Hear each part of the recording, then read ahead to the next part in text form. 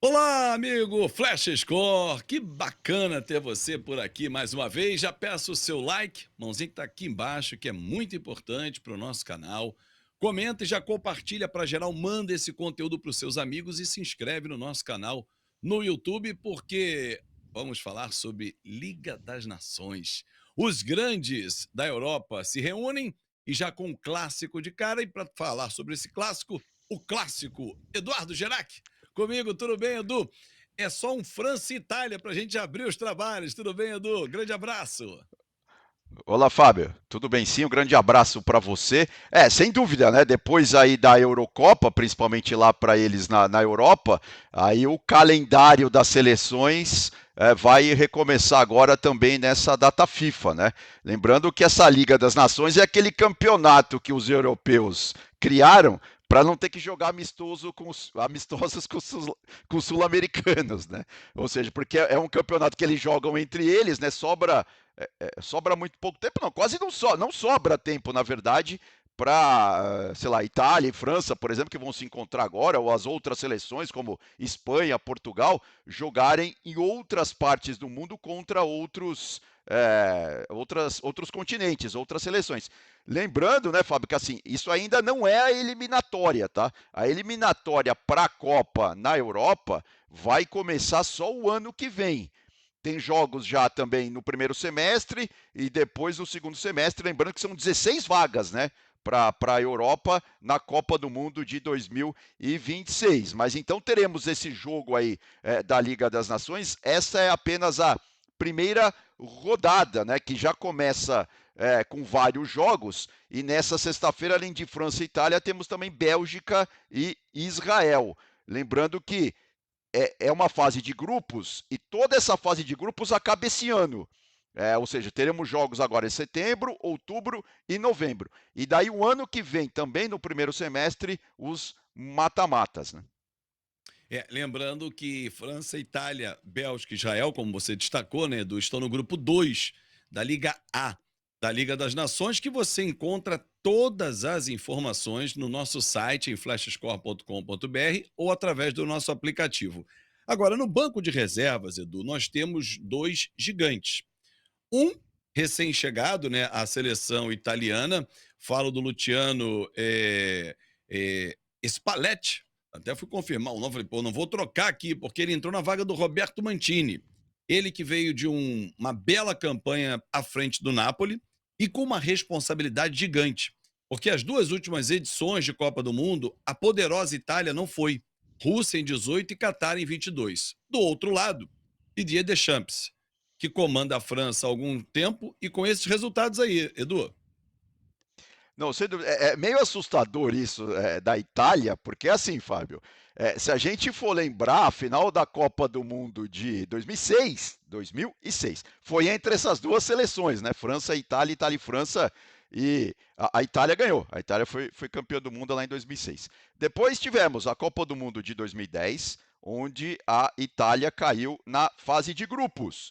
Tivemos depois 2014, né? Que também a Itália caiu na fase de grupos. E 2018 lá na Rússia e 2022 no Catar, a Itália nem sequer foi para a Copa, né? Ou seja, muito tempo mesmo a Azurra fora aí, né, do mata-mata de uma Copa do Mundo, ou fora aí do protagonismo, né, no futebol mundial. Agora, voltando agora para esse jogo, né, sem dúvida a França já é um time aí estabilizado, né, o Didier Deschamps, aquele mesmo que estava com o jogador na final da Copa do Mundo de 98, por exemplo, né, ele que tem aí é, títulos mundiais com a França, enfim, está com o time muito na mão, e do outro lado essa Itália, né, do Spalletti, que obviamente vai ter que começar a mostrar serviço, não só na Liga das Nações, mas principalmente o ano que vem, em termos de eliminatórias, né?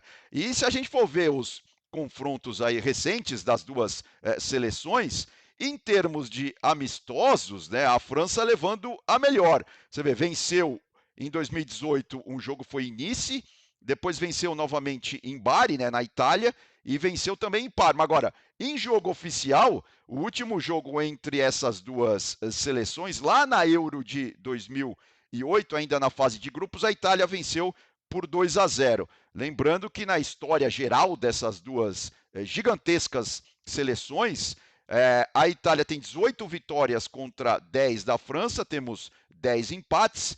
A Itália fez muito mais gols, né, 81 gols contra 53, e nos últimos 20 jogos, aí já mostra essa melhor fase recente da França, né? A França tem 8 vitórias contra apenas 5 vitórias da Itália. Se a gente for também pegar o último recorte da Eurocopa de 2024, disputada lá na Alemanha, né? Enquanto a Itália caiu nas oitavas de final para a Suíça, a França foi até as semifinais, né? Perdeu para a Espanha, que depois seria campeã naquela final contra a Inglaterra. É a França que perdeu um jogador importante, o Tchouaméni, com uma lesão no pé esquerdo, foi cortado da Liga das Nações, né? Não joga essa competição. Mas o técnico Didier Deschamps, para mim, tem um dos melhores elencos, né, à sua disposição, apesar de Mbappé ter sido muito cobrado pós-Copa do Catar na seleção francesa, hein, Edu? Não, exatamente, né? O Mbappé é interessante porque ele voou nas últimas duas Copas, né? Com a França, podemos dizer isso, mas chega na Euro ele não vai tão bem assim. Nessa última Euro, por exemplo, é claro que ele teve aquele problema no nariz, né? Ele fraturou o nariz logo no primeiro jogo, lembra? Ele jogou de máscara várias partidas. O Mbappé que fez um gol em 5 jogos, por isso que ele não aparece aí na nossa lista de artilheiros, né? Da última Eurocopa. Lembrando que o grande artilheiro daquela competição foi quer dizer, grande artilheiro e grande jogador, né? Foi um dos destaques da campeã Espanha, foi o Dani Olmo aí com 3 gols. Depois tivemos ainda o Rakpo, né, pela Holanda com 3 gols, o Švrans, que é eslovaco, né, com 3 gols, o Mikal Tadadze, né, que foi uma das surpresas ali no ataque da Geórgia, e depois ainda o Kane e o Musiala também, todos com 3 gols. Ou seja, o Mbappé não aparece aí nessa lista de artilheiros. Ele que sem dúvida é muito importante ali no ataque da França, né, jogando pelo lado esquerdo. Lembrando que a seleção da França tem um ataque, né, todo poderoso, com muitos jogadores realmente muito interessantes, e não poderia ser diferente. O Mbappé faz muita diferença, muita falta. Vamos ver como ele deve estar em campo, né, deve realmente estar aí no ataque da França nessa partida contra a Itália. E do lado da Itália, né, é o que a gente estava discutindo, né, Fábio? A Itália precisa começar a mostrar serviço. O Spalletti, que teve aquela campanha vitoriosa falando em termos de clubes, né? Ele foi campeão com o Napoli recentemente e agora tem essa missão aí de levar de novo a Itália para uma Copa do Mundo, porque é muito tempo realmente que a Itália fica fora de uma Copa. Lembrando, eu estava abrindo aqui só a lista de atacantes da França para esse jogo: o Barcola, o Dembélé, o Griezmann, o Muani, o Mbappé, o Olise e o Thuram, né? O Marcos Thuram, ele que é da Inter de Milão. O Marcos Thuram, que é filho, né, do Lilian Thuram, que estava naquela final de 2006 contra a Itália, né? O Thuram pai, que depois que parou de jogar futebol, abriu uma fundação anti-racismo, né? Ele tem vários livros tem 2 livros já publicados sobre o tema, 2 livros bastante interessantes, e agora vê o filho dele aí também seguindo os passos dele aí na seleção da França.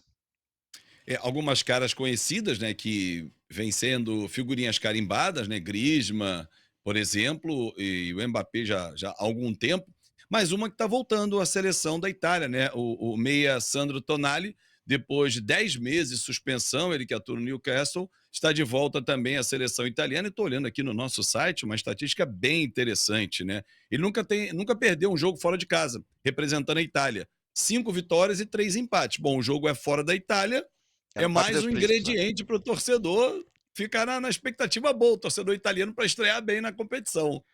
Exatamente. O jogo vai ser na França, né? Esse primeiro jogo no Parque dos Príncipes. Lembrando que nessa Liga das Nações, nessa data FIFA, a gente já vai ter as 2 primeiras rodadas, né? Ou seja, todas as seleções envolvidas nas partidas agora entre esses primeiros dias aí da data FIFA jogam depois no começo da semana que vem também pela Liga das Nações, né? Lembrando que a Liga das Nações são 4 divisões, vamos dizer assim, né? Tem a A, que é essa que estamos falando, a B, a C e a D. E tem ali um rebaixamento, né? Os últimos colocados de cada um dos grupos vão para a B e os principais times da B vêm para A e assim sucessivamente. E só um detalhezinho, né? Na segunda divisão está a Inglaterra, né? No grupo Exatamente, é. 2, por É. exemplo, não é uma segunda divisão qualquer, tem a República Tcheca, tem a Ucrânia, tem seleções que frequentam Copa do Mundo, por exemplo, né? Então não são seleções. Suécia está na terceira divisão, se a gente pode elencar como divisão Tá. até para É, facilitar na o na entendimento, né? na na Liga A, a gente tem Portugal, Croácia, Escócia, Polônia, Dinamarca, Suíça, Sérvia, Espanha, Bélgica e Israel, né, que vão jogar, nessa Isso. sexta-feira, assim como França e Itália, e depois que jogam no sábado, né, Alemanha e Hungria, e os Países Baixos e a Bósnia-Herzegovina. São esses os times, né, eles estão divididos em grupos, cada um joga dentro dos seus grupos, os 2 primeiros vão para o play-off, o terceiro disputa uma repescagem e os quartos são rebaixados. Com certeza. E a gente vai acompanhar tudo aqui na Flash Score também, porque você não perde um só lance. Quando a gente fala Países Baixos, fala-se, leia-se Holanda, né? A gente está falando É da que Holanda de Van Dijk, por exemplo, que é, você vai exato. acompanhar aqui na Flash É que Score. essa Edu, é uma discussão sei lá, é, geopolítica, enfim, porque geopolítica ali. os Países Baixos são vários subpaíses, vamos dizer assim. E a Holanda é um desses subpaíses, né? Então por isso que Sim. a Holanda acabou levando sei lá, ficou conhecida como o nome do país inteiro, mas são Países Baixos porque além da Holanda tem outros. Isso vem lá da época da medieval, enfim, é bem complicada essa história. Não, mas é legal até a gente explicar para o torcedor, né, há uma união, são 4 países, né, que teoricamente ali você tem Holanda, Bélgica, Luxemburgo, que formam essa designação de Países Baixos, né. Então é uma geopolítica ali de reunião de países localizados na Europa Ocidental. Mas a Holanda é a que representa com a sua camisa laranja, né, a laranja mecânica, e nós vamos acompanhar aqui no nosso site, também no nosso aplicativo, e com grandes jogos também passando aqui na Liga das Nações. Edu, um grande abraço e até a próxima, meu amigo. Um outro abraço, Fábio. Até mais. Valeu. E você que ficou com a gente aqui até o final, já quero ler o seu palpite para França e Itália, esse jogão que abre o grupo 2 da Liga das Nações. E claro que você vai acompanhar tudo aqui na Flash Score. Um grande abraço e até a próxima.